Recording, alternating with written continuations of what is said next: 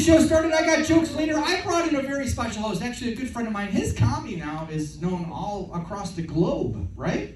And globe, I mean Globe, Arizona. Please understand, Jello Johnny.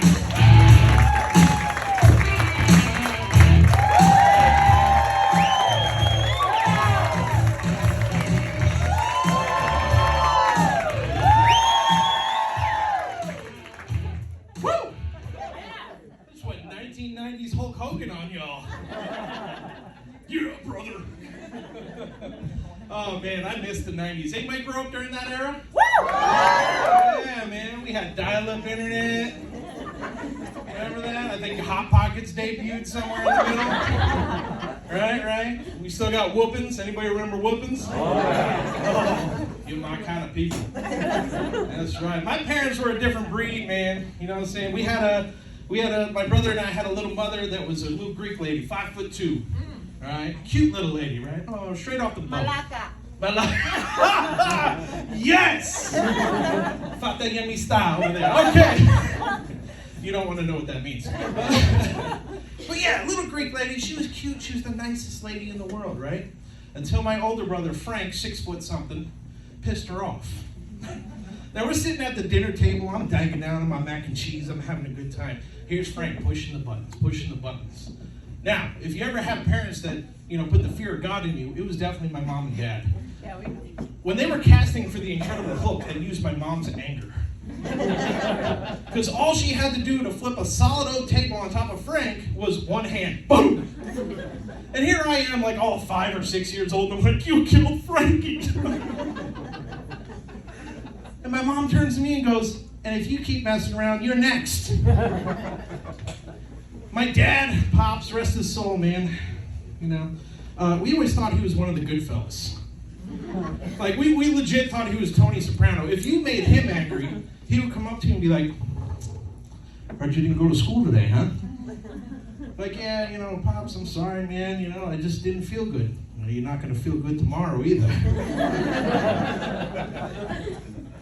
And then one time, again, Frank, in all of his wisdom, he really pushed Pops to the limit.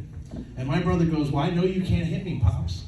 And Pops was like, oh yeah, what makes you think that, huh? What makes you so special? And Frank goes, well, my teacher said that, if you ever hit me and John, we can call the police and they'll come and take you away. And Pops was like, so you're gonna be a rat, huh? Just remember, you could always disappear first. I see some of you guys drinking here on a Saturday night. Let's give it up. Woo! Yeah. Got some alcohol. Pre-gaming for church or what? Yeah. These are the Catholics on this side. See some of you soft-timers with the water over there, huh? Spicing it up for Jesus. Those must be the Mormons. That's and see, yesterday there was a lady, she's like, I got the sparkling water. I'm like, oh, you're getting risque for Jesus, aren't you? I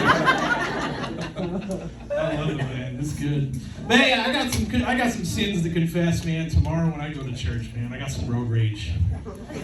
I'll admit it. I was at Costco. You people know what's up. It ain't just the parking lot that's a mess over there, man.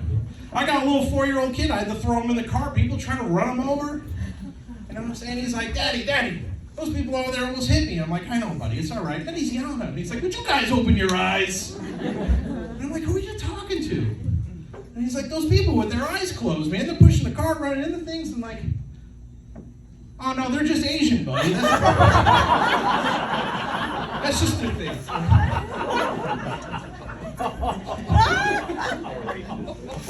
He likes that joke. You got an iPhone? Yeah. iPhone 2. iPhone 2? Oh, that's OG right there. He's like, I support child labor. If you didn't like that joke, yeah, throw that iPhone out. Just end the hypocrisy now. Let's get it over with. Speaking of child labor, my kid, as he's grown up over the years, we went through potty training and whatnot, and I got a lot better, I'll tell you that. My wife loves it. There's a lot less sticky situations, so to speak. We like playing the game where you sink the Cheerios in the toilet, you know what I'm saying? I got like 6 out of 10, dude. Not bad, right? Not bad. My little 4-year-old comes up, he's like, battleship sunk. I was like, all right, you know, I was gonna hit you, but good 90s reference. See you on that. Now he's like overhyped. You know what I'm saying? He walks around anytime he goes potty. Doesn't matter what time of day or what we're doing. He walks around like a little Donald Trump now. He comes running up to us, Mommy, Daddy, I just took a huge poopy in the potty. And we're like, all right, buddy, high five. And he's like, yes, and it is the hugest poop anybody's ever seen.